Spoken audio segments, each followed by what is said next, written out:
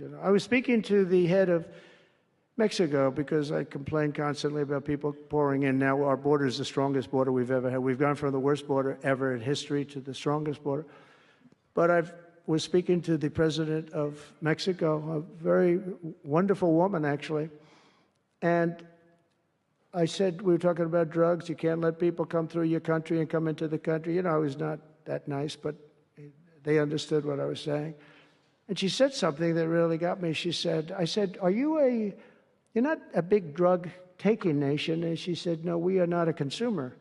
And I said, a consumer, what an interesting word. We're not a consumer nation. We're not a consumer of drugs. I said, what an interesting, and why is that? She said, well, we have very strong family values. I said, but we do too. We do too. We have very strong. Our families are devastated by what's happening with fentanyl, and China will not be doing. We're going to make a deal with China. They were not letting that happen anymore.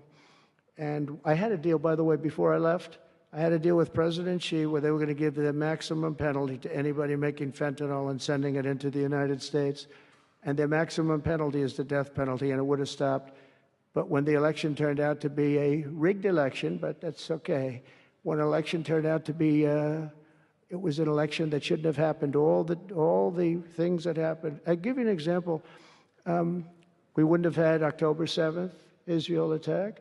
We wouldn't have had Ukraine and Russia fighting. We wouldn't have had inflation. We wouldn't have had all of these things that, happened. But in speaking with her, she said about family values, I said, well, you're not really saying anything there because we have great families too. We have great family values. She said, plus we advertise a lot. I said, ooh, you mean you advertise about how bad drugs are? Yes, we do. We spend a lot of money on advertising. And I said, unbelievable. That was such a great conversation because we're going to spend hundreds of millions of dollars advertising how bad drugs are so that kids don't use them, that they chew up your brain, they destroy your teeth, your skin, your everything. And I thanked her for that. I make so many calls and I never learn anything from anybody. I know everything and I never learn anything from anybody. And I spoke to this woman. As soon as she said it, she didn't have to say exactly what. I said, exactly. What a great idea. And I think we're going to have, and I saw pieces of it, we're going to go in with $100 million and then another $100 million initially. But I saw some of the ads and they are really violent. I said, you have to make them strong. Your skin practically comes off after a period of time. You lose your hearing. You lose your teeth. It is terrible. And we show this happening to people. And I think we're going to, we did very well with, we had blue ribbon committees headed up by the First Lady of the United States and a lot of other people that, they have no idea the viciousness of these cartels and these people. And they're smarts. They're very smart, tough people.